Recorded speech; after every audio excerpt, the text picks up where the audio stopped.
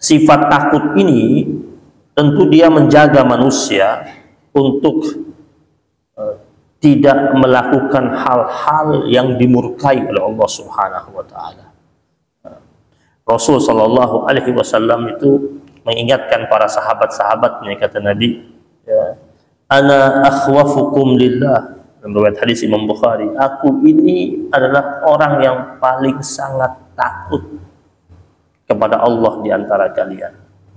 Makanya kata para ulama, ya, kalau mau belajar tentang takut, belajarlah dari orang-orang yang sudah meninggal dunia. Ya. Belajar dari orang-orang yang sudah meninggal dunia. Kenapa? Karena dari orang-orang yang sudah wafat itu, ya, mereka sudah aman dari fitnah dunia. Ya, kalau kita belajar tentang takut dari orang-orang yang masih hidup, orang-orang yang masih hidup itu tidak aman dari fitnah. Ya, belum aman. Karena fitnah itu selama masih ada di dunia, masih banyak fitnah yang ada di sekitar kita. Belajar dari orang-orang yang sudah meninggal dunia, para sahabat-sahabat Rasul sallallahu alaihi wasallam, ya, yang sudah wafat. Kemudian kita pelajari tentang kisah hidup mereka itu, bagaimana mereka menghidupkan rasa takutnya di hadapan Allah Subhanahu wa taala, ya, yang sering menangis di malam hari, ya, seperti Umar bin Khattab radhiyallahu taala anhu, ya, yang setiap malam merintih dan menangis, dan juga Abdullah bin Umar, putranya Umar bin Khattab radhiyallahu taala anhu, ya, yang setiap malam menghidupkan malamnya dengan qiyamul lail, kemudian menghadirkan rasa takut yang begitu besar kepada Allah Subhanahu wa taala, ya. Maka kita belajar dari orang-orang terdahulu bagaimana mereka hidup rasa takutnya dahulu.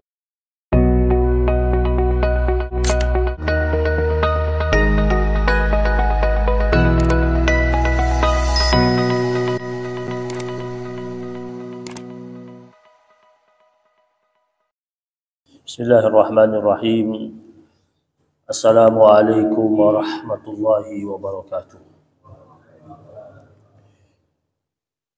Alhamdulillahi rabbil alamin. Alhamdulillahi wa kafa. Wassalatu wassalamu ala habibina al-mustafa wa ala alihi wa ashabihi ahli sidqi wal wafa. Allahumma salli wa sallim ala sayyidina Muhammad al-Fatih lima ughliqa wal khatim lima sabaq nasiril haqqi bil haqq wal hadi ila siratikal mustaqim wa ala alihi haqqa qadrihi wa miqdarihi al-azim. Subhanaka la ilma lana illa ma 'allamtana innaka antal alimul hakim. Rabbi shrah li sadri wa yassir li amri wahlul 'uqdatam min lisani yafqahu qawli. Subuhun qudusun Rabbuna wa Rabbul malaikati wa ruh. Muslimin muslimat jamaah majlis kajian rutin ba'dal maghrib yang dimuliakan Allah Subhanahu wa taala. Alhamdulillah, puji dan syukur kita persembahkan kepada Allah. Salawat dan salam kita hadirkan kepada suri tauladan kita, panutan kita, uswah kita, qudwah kita, baginda Nabi besar Muhammad sallallahu alaihi wasallam. Mengawali majlis kita yang mulia, mari sama-sama kita membaca surat Al-Fatihah.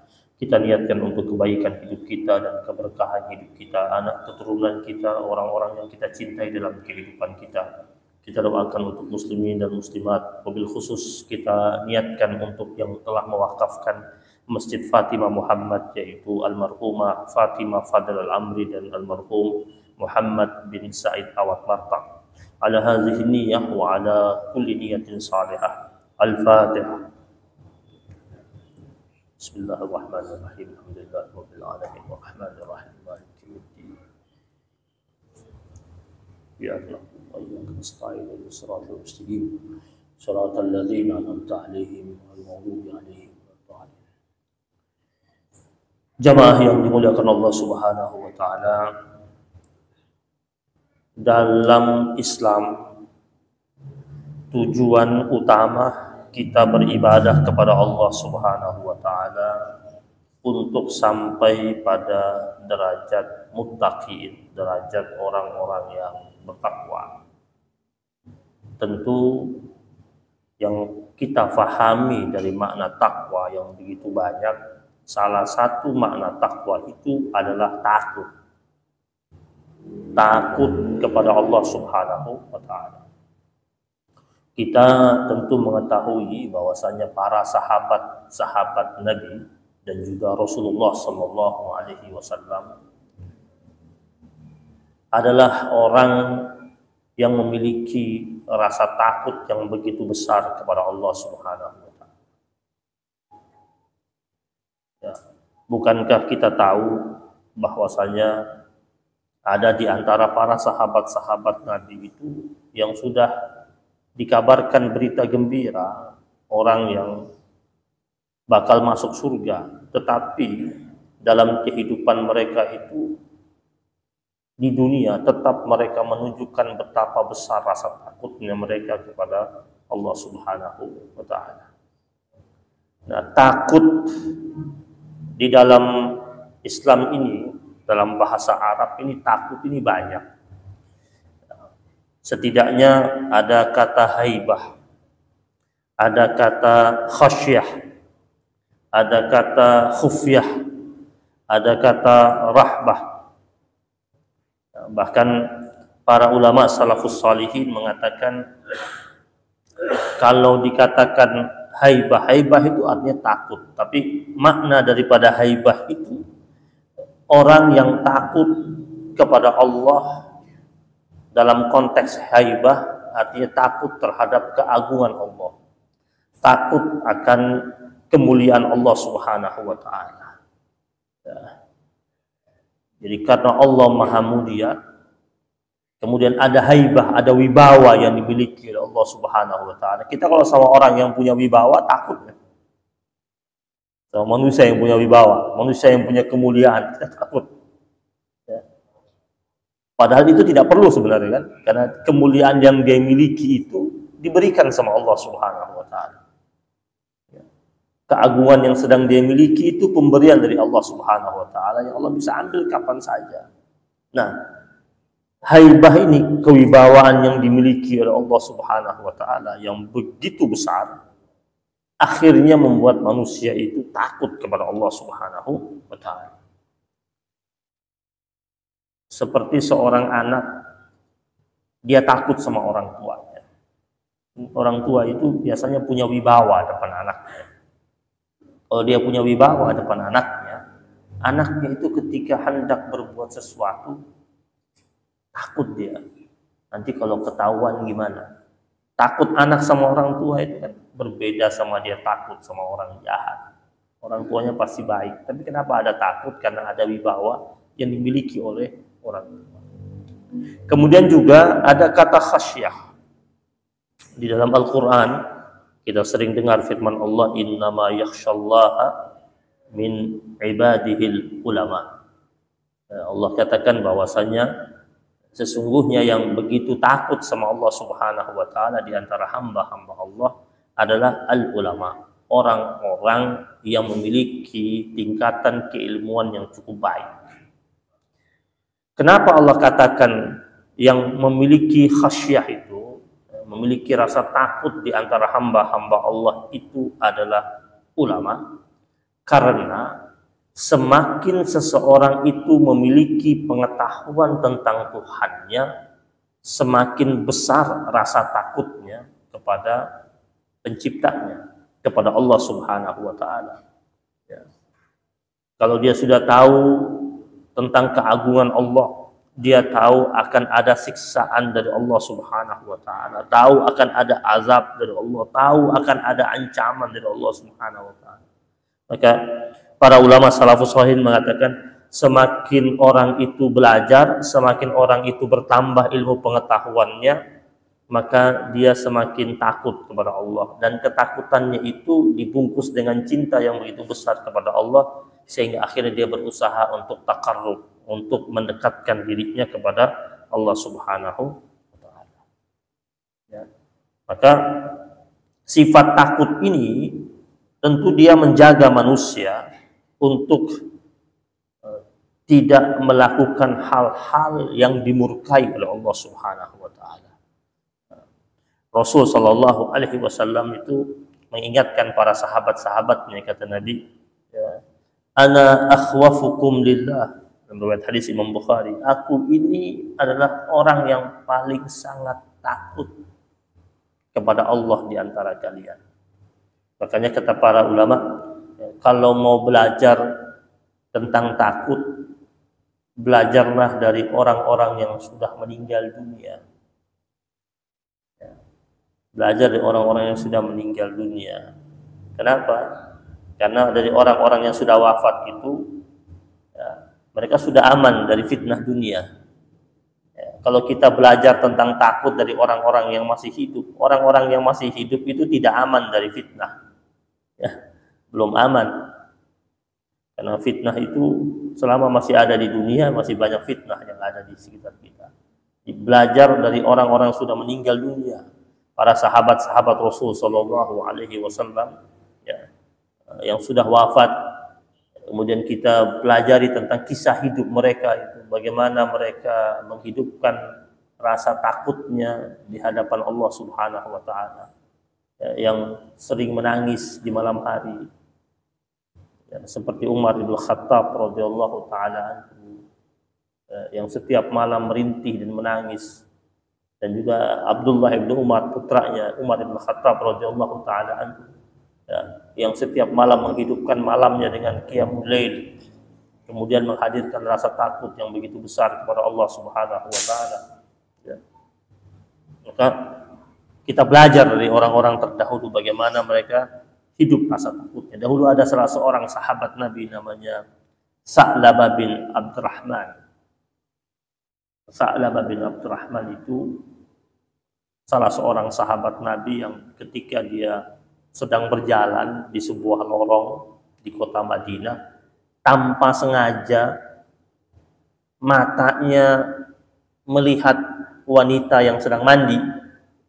Nggak sengaja, dia lagi lewat, ya, pintu itu tersingkap, ternyata ada orang lagi mandi, dan dia lihatnya cuma sekelebat aja lihatnya itu. Langsung nangis, dan gak berhenti nangisnya. Kemudian takut ketemu Nabi. Takut Pak ketemu Nabi. Setelah itu dia keluar dari kota Madinah, lari. Menurut riwayat itu sampai dia berada di perbatasan antara kota Madinah dan Mekah. Jadi di tengah-tengah itu. Terus naik ke atas bukit. Berdiam diri sampai berhari-hari di tempat itu. Sampai mukanya jadi hitam, kena debu, rambutnya awut-awutan. Setiap malam dia turun dari bukit itu, dia turun dari bukit, kemudian merintih, menangis.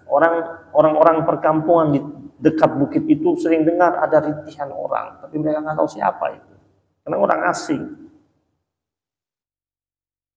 Suatu hari setelah beberapa hari dia tidak muncul di depan Nabi, Nabi bilang sama sahabat Nabi, khususnya waktu itu Umar ibn Khattab sama Salman al-Farisi. Kata Nabi, mana itu Sa'labah ibnu Abdurrahman? Kita tahu di sejarah Islam ini ada dua nama Sa'labah yang tenar, ya. Yang satu namanya Sa'labah bin Hatib, itu yang terkenal enggan mengeluarkan zakat. Ini Sa'labah bin Abdurrahman.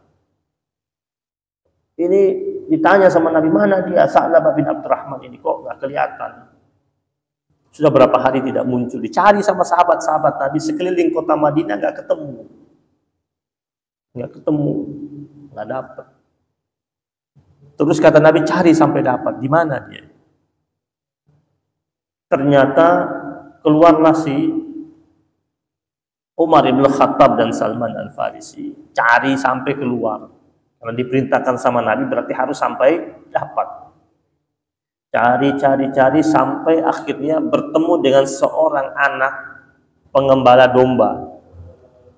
Tanya, engkau lihat enggak seorang pemuda tingginya sekian, mukanya begini, kulitnya begini, rambutnya begini, disebut ciri-cirinya Sa'labah bin Abdurrahman. Anak itu bilang, yang kalian berdua sebutkan ini saya pernah lihat, itu orang asing, baru beberapa hari nongol di tempat ini. Kata Umar bin Khattab, mana orangnya? Nggak tahu, dia itu suka turunnya itu malam. Kalau siang nggak kelihatan dia, sembunyi di bukit. Kalau malam dia turun sambil teriak, nangis, pegang kepalanya, merintih tentang dosanya.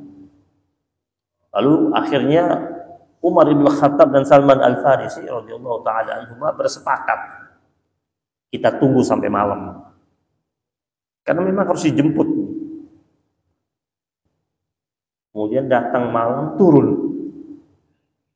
Ada orang turun dari atas, sambil teriak, sambil nangis, nyebut tentang dosanya, minta ampun sama Allah.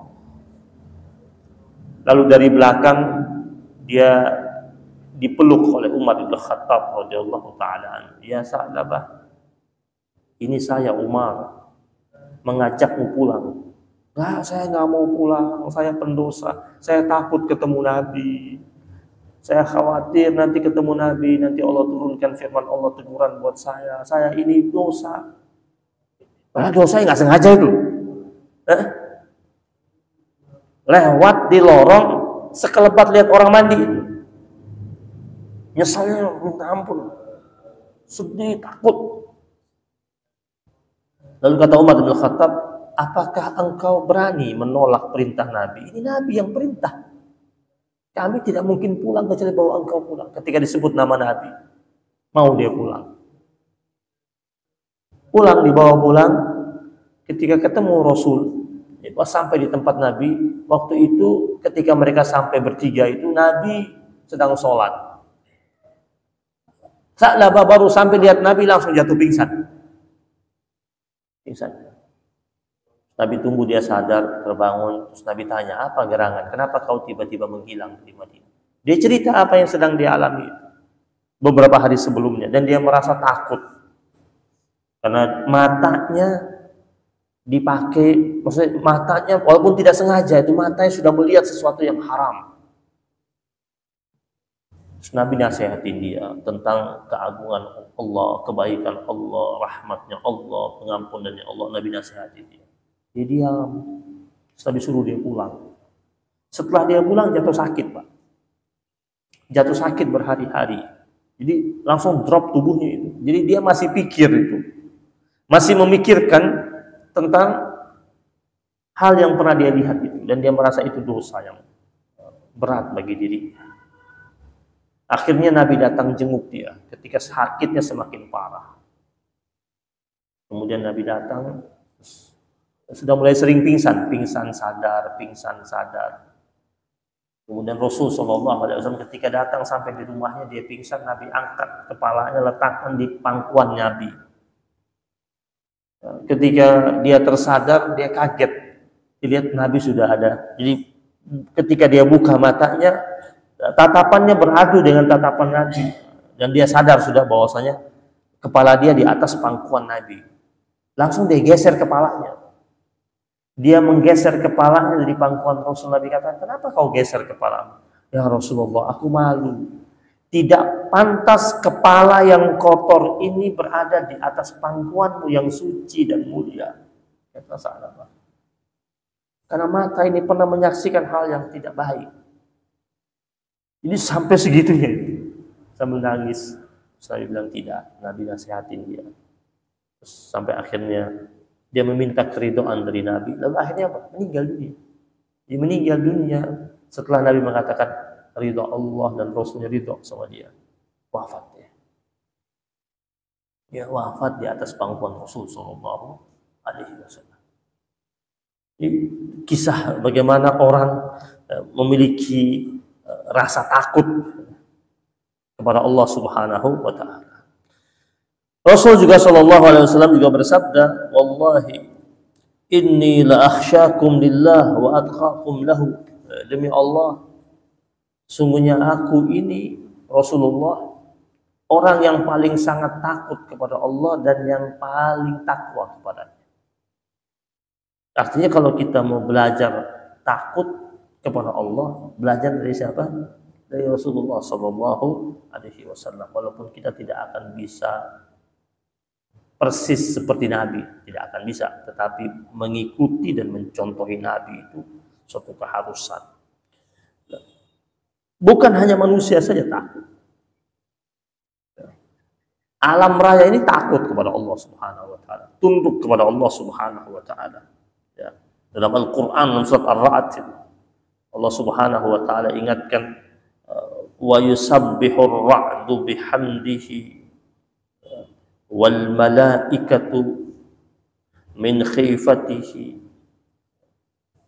Bagaimana Allah Subhanahu wa taala mengabarkan kepada kita ada tasbih yang Allah Subhanahu wa taala kabarkan bagaimana ciptaan-ciptaan Allah itu bertasbih kepada Allah Subhanahu wa taala. Malaikat-malaikat Allah juga bertasbih kepada Allah Subhanahu wa taala. Min khifatihi, disebabkan apa? Disebabkan ketakutan yang dimiliki oleh mereka. Jadi takut yang mereka miliki itu disikapi dengan apa? Dengan tasbih kepada Allah Subhanahu wa taala. Wa yursilus sawa'ika wa yusibu biha man yasha. Juga dalam surat Al-Baqarah ayat yang ke-40, ya bani Israil dzkuru ni'mati allati an'amtu 'alaikum wa aufu bi ahdi ufi bi ahdikum wa iyaya farhabun. Wahai bani Israel, Allah, ingatlah terhadap nikmat aku Allah yang aku berikan kepada kalian.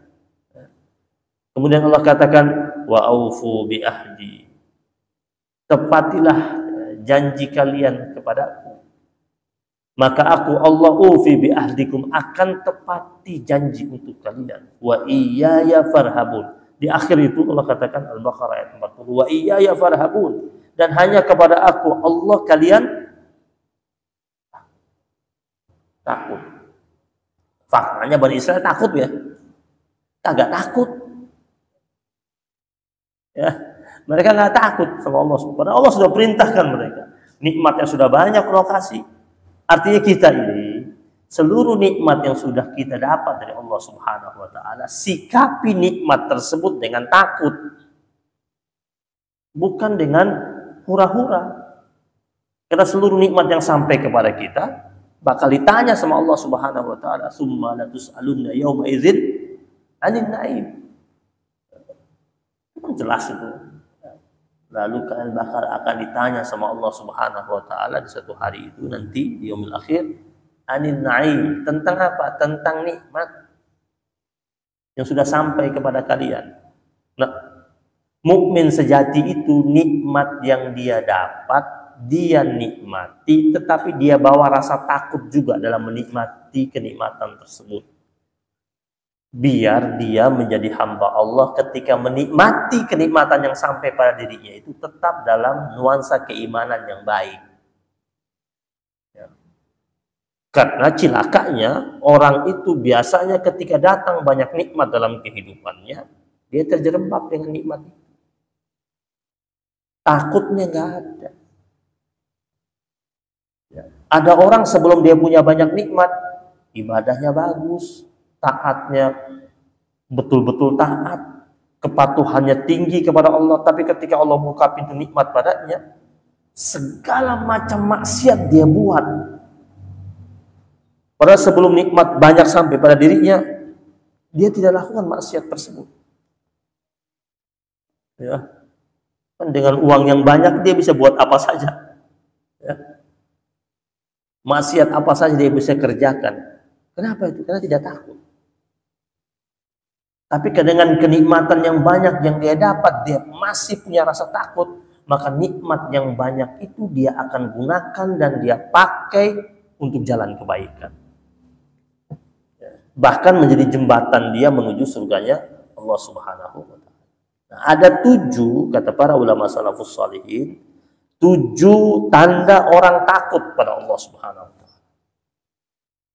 Yang pertama, orang tersebut senantiasa mencegah lidahnya untuk tidak melakukan maksiat lidah. Ghibah, fitnah.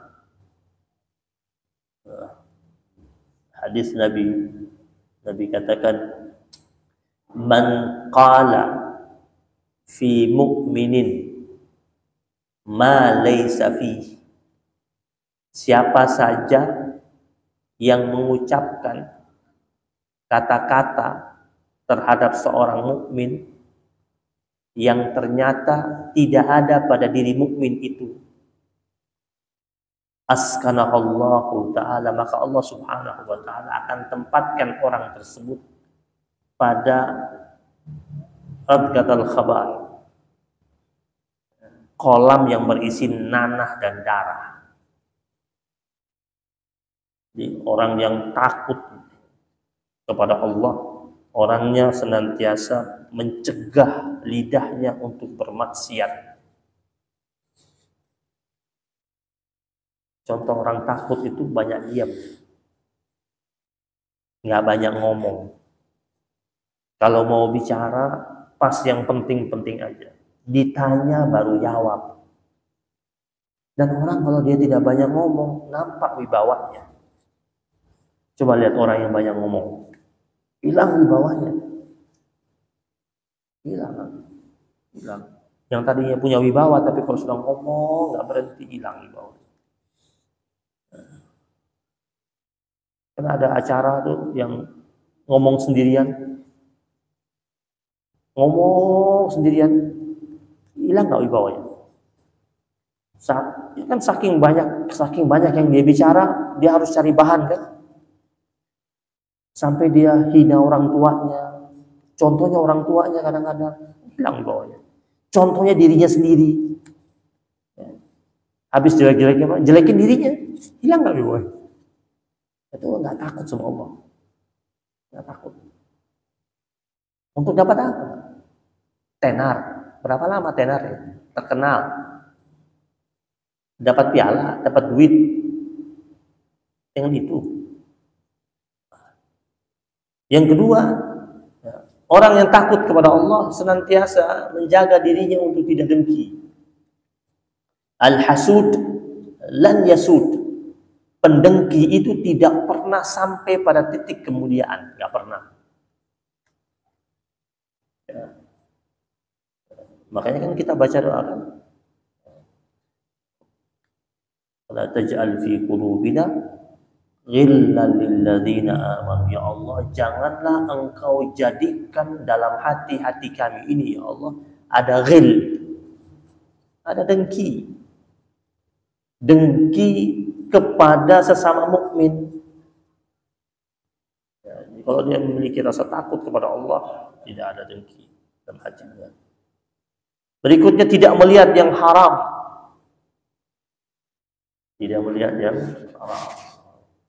Kalau hadis Nabi katakan, orang yang menyaksikan sesuatu yang haram, maka nanti di yaumil akhir Allah akan penuhi matanya dengan kobaran api neraka.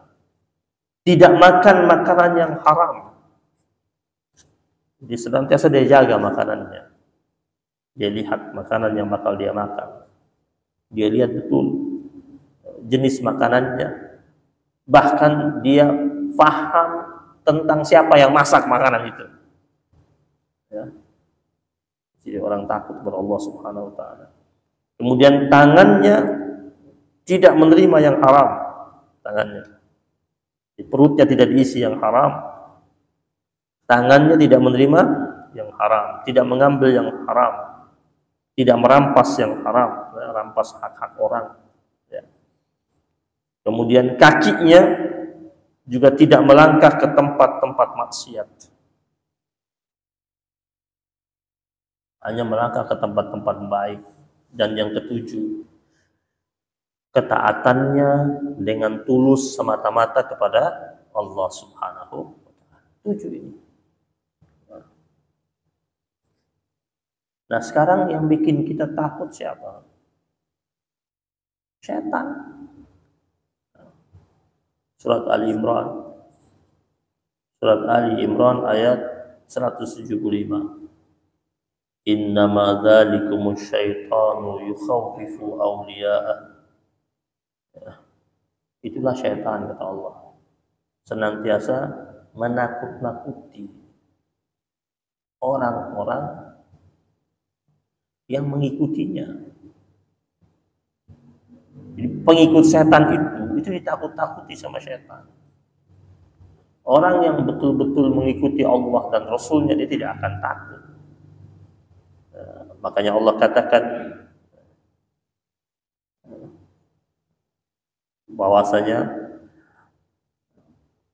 fala takhafuhum wa khafuni, janganlah takut kepada mereka itu, takutlah hanya kepada aku, Allah Subhanahu wa taala. Dulu di zaman Mesir kuno ada seorang putra mahkota, sore-sore dia lewat dengan keretanya beserta pengawalnya pergi ziarah makam ibunya. Itu putra mahkota, ketika dia lewat, seluruh orang bangun. Yang bekerja berhenti bekerja, tunduk beri hormat. Putra mahkota soalnya. Semua berdiri. Yang bekerja menghentikan aktivitas, memberikan hormat. Illa kecuali ada satu orang tua lagi duduk di kursi sambil dia selonjorkan kakinya, pegang tasbih, nunggu waktu maghrib. Semua bangun, dia nggak bangun. Orang soleh, orang alim, duduk aja dia tetap. Itu putra mahkota lihat, karena kan kelihatan semua berdiri, ini nggak berdiri. Berapa saat kemudian itu kereta yang bawa putra mahkota lewat lagi, balik. Rombongannya balik dengan kuda-kudanya. Balik lewat di tempat yang sama, semua berdiri lagi. Yang bekerja berhenti beraktivitas, berikan hormat. Ini kakek-kakek tua ini tetap duduk di tempat duduk yang sama, sambil selonjorkan kaki lagi. Ini putra mahkota penasaran. Dia bisik sama pengawalnya, siapa itu? Kata pengawalnya, nanti saya cari tahu. Cari tahu lah Pak.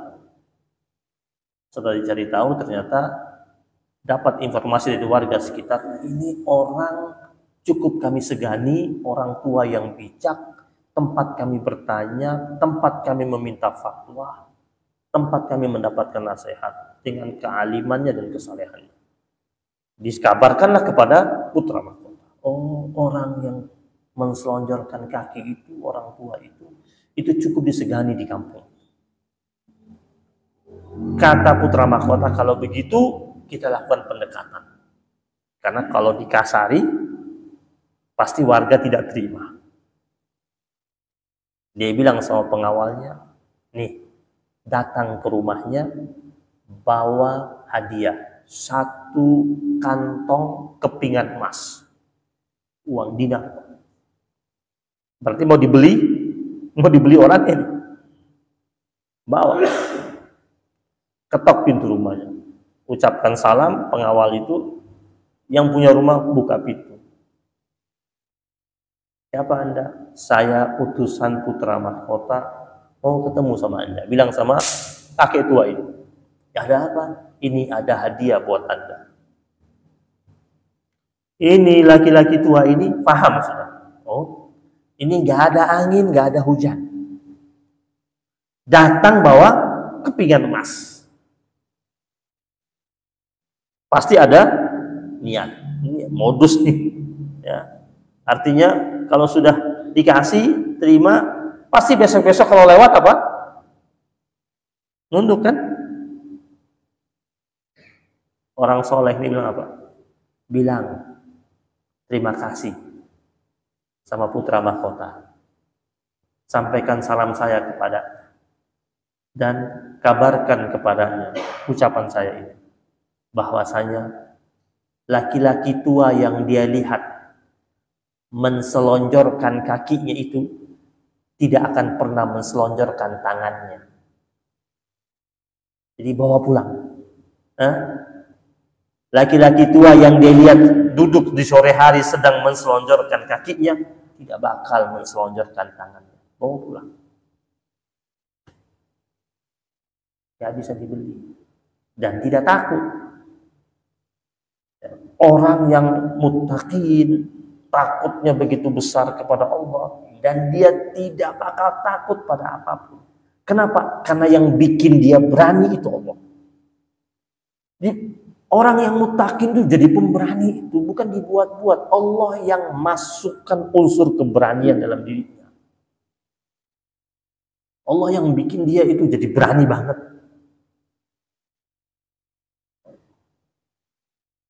Makanya Allah katakan dalam Al-Quran, "Fala takhafuhum wa khafuni in kuntum mu'minin." Jangan takut sama mereka, takut hanya kepada aku Allah, in kuntum mu'minin, jika kalian itu betul-betul mukmin. Artinya apa? Jika kalian betul-betul percaya kepada Allah Subhanahu wa taala, yakin sama Allah, takut hanya sama Allah Subhanahu wa taala. Maka dalam surat Al-Ahzab ayat 39 Allah katakan, alladzina yuballighuna risalatillahi, orang-orang yang menyampaikan risalah-risalah ilahiyah dalam dakwahnya itu, wa yakhshawnahu wa la yakhshawna ahadan illallah. Mereka itu adalah orang-orang yang hanya takut kepada Allah Subhanahu wa taala dan mereka tidak takut kepada siapapun kecuali hanya kepada Allah Subhanahu wa taala. Saya dulu ingat tahun-tahun 2013, 2014 masuk keliling Kalimantan, ketemu dengan salah satu orang ustadz. Ya. Beliau asli dari Madura, tapi sudah dakwah lama di sana. Kenalan sama beliau. Orangnya tinggi besar, ustadz ini berewokan itu. Terus dia kalau masuk ke pedalaman-pedalaman sampai ke hutan-hutan, ya. Kemudian dakwah dia. Kemudian dagang juga, dagangnya golok. Dia pandai bikin golok. Jadi dari per-per itu, dari per-per barang alat-alat berat kan ada per-per yang sudah tidak terpakai itu diolah semua jadi golok. Jadi dia dakwah itu tidak mau dibayar. Nggak mau dibayar dakwah di pedalaman itu. Jadi kalau ada orang mau ya beli goloknya dia. Karena golok dijual tuh bermanfaat bagi orang-orang di pedalaman itu kan, untuk nebang-nebang hutan, bersih-bersih. Ya, kalau ketika mereka mau buka lahan dan sebagainya. Dia cerita sama saya di saat ini. Saya pernah mau masuk ke satu tempat, ada satu hutan. Terus orang-orang bilang sama dia, jangan masuk ke situ. Itu hutannya angker. Dan tidak ada dai yang pernah masuk ke situ. Tapi dia penasaran, ingin masuk. Banyak orang nasihatin, udah cukup sampai di sini, yang ini jangan masuk. Dia bilang apa? Saya merasa saya ini orang yang paling serem, dia bilang. Makanya saya ingin kenalan. Di dalam hutan itu ada nggak yang lebih serem dari saya? Di bahasa dia begitu.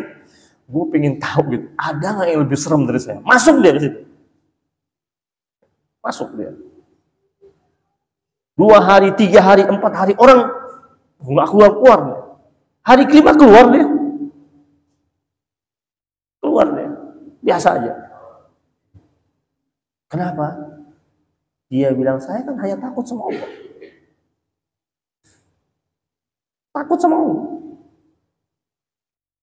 Jadi ketika sampai di sana, dia ketemu dengan katanya orang-orang yang di dalam situ tuh, orang-orang yang amat berbahaya, yang tidak mau terima orang, apalagi orang asing, enggak.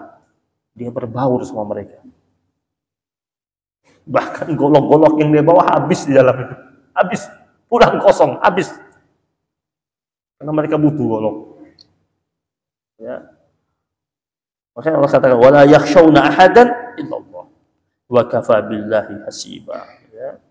Maka cukuplah Allah Subhanahu wa taala sebagai pembuat perhitungan.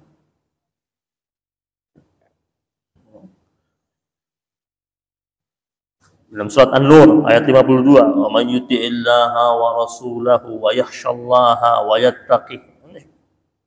4 ini. Siapa saja yang taat sama Allah, taat sama Rasul, wa yakhshallah. Ya, kemudian setelah itu dia memiliki rasa takut yang begitu besar kepada Allah Subhanahu wa taala, wa yattaqihi, dan benar-benar punya nilai takwa yang serius kepada Allah Subhanahu wa taala, faulaika humul faizun. Maka mereka itu adalah orang-orang yang akan mendapatkan kemenangan.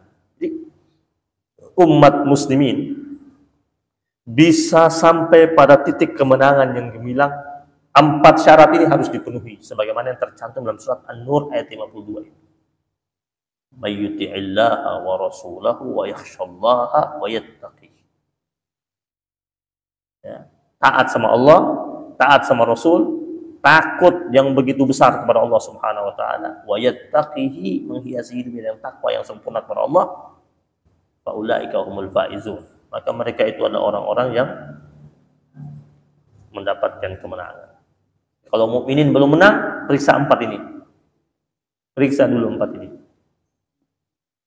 Rasul sallallahu alaihi wasallam mengingatkan kita, man khafa Allah, akhafa Allahu minhu kulla syai'. Siapa saja yang takut kepada Allah Subhanahu wa taala, maka Allah akan jadikan segala sesuatu takut sama dia. Ya, kalau dia takut hanya kepada Allah Subhanahu wa taala. Dan ingat, ya, ketika ada orang yang mengancam Rasul sallallahu alaihi wasallam dengan pedang yang terhunus, dia katakan, siapa yang bisa membela engkau? Nabi katakan, Allah. Langsung gemetar jatuh pedangnya. Allah, langsung jatuh pedangnya. Gemetar. Kenapa? Didengar. Karena yang mengucapkan ini Rasulullah. Begitu besar cinta dan takutnya kepada Allah Subhanahu wa taala, maka Allah jadikan semua yang berada di sekitarnya takut. Yang mau jahat sama Nabi takut sama Nabi. Pengikutnya cinta sama Nabi. Pengikutnya cinta sama Nabi, musuhnya segan sama Nabi. Tetapi kata Nabi, "Waman lam yakhafillah." Tapi siapa saja yang tidak memiliki rasa takut kepada Allah Subhanahu wa taala, khafa min kulli syai', maka dia Allah akan jadikan takut kepada segala sesuatu. Ya. Jadi kalau tidak punya rasa takut sama Allah, hatinya takut, ada was-was, khawatir. Ya. Kan banyak tuh orang-orang hebat kemana-mana butuh pengawal, butuh dijaga. Nabi Shallallahu Alaihi Wasallam pemimpin, Rasul iya, panglima perang iya, kepala negara iya, imam sholat iya. Nabi dikawal nggak? Ini Rasulullah, imam sholat, kepala negara, panglima perang. Yamshi khalfa ashabihi. Nabi itu jalan di belakang para sahabat-sahabatnya. Seakan-akan dia ingin menunjukkan dia yang jagain mereka. Rasulullah. Coba rumah Nabi dijaga. Enggak ada yang jaga, enggak ada yang kawal.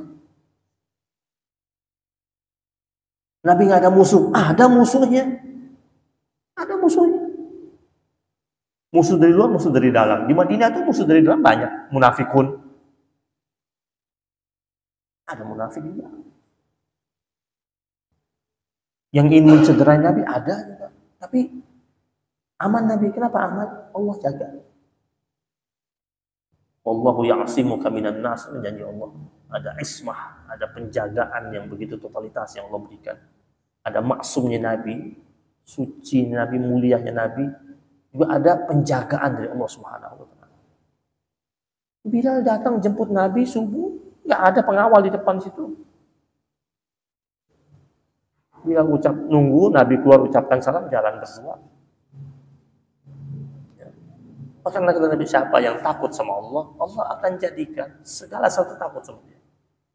Tapi yang tidak punya rasa takut sama Allah, di yaumil akhir itu kan ada dalam surat Al-Ghasyiyah, ada wujuhu yauma idzin khasyi'ah, ada wajah-wajah yang ekspresi wajah yang penuh dengan ketakutan.